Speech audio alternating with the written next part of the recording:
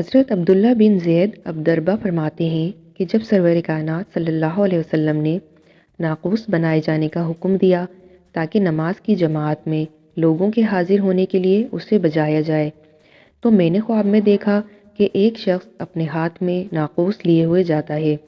میں نے اس شخص سے کہا کہ بندہ خدا، کیا تم یہ ناقوس بیچو گے؟ اس شخص نے کہا کہ تم اس کا کیا کرو گے؟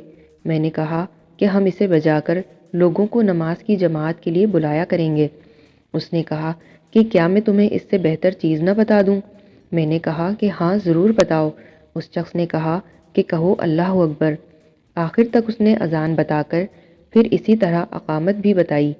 جب صبح ہوئی تو میں حضرت صلی اللہ علیہ وسلم کی خدمت میں حاضر ہوا اور جو کچھ خواب میں دیکھا تھا آپ صلی اللہ علیہ وسلم سے بیان کیا۔ آپ نے خواب سن کر فرمایا کہ انشاءاللہ تعالی خواب سچا ہے۔ اب تم بلال کے ساتھ کھڑے ہو کر جو کچھ خواب میں دیکھا ہے انہیں بتاتے جاؤ اور وہ یہ اذان کہیں، کیونکہ وہ تم سے بلند آواز ہیں۔ چنانچہ میں بلال رضی اللہ تعالیٰ عنہ کے ساتھ کھڑا ہو کر انہیں سکھلاتا گیا اور وہ اذان دیتے رہے۔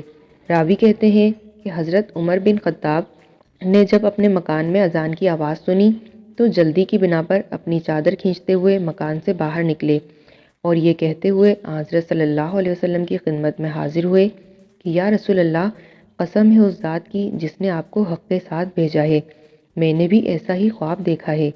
یہ سن کر حضرت صلی اللہ علیہ وسلم نے فرمایا کہ الحمدللہ، یعنی سب تعریفیں اللہ تعالیٰ ہی کے لیے ہیں۔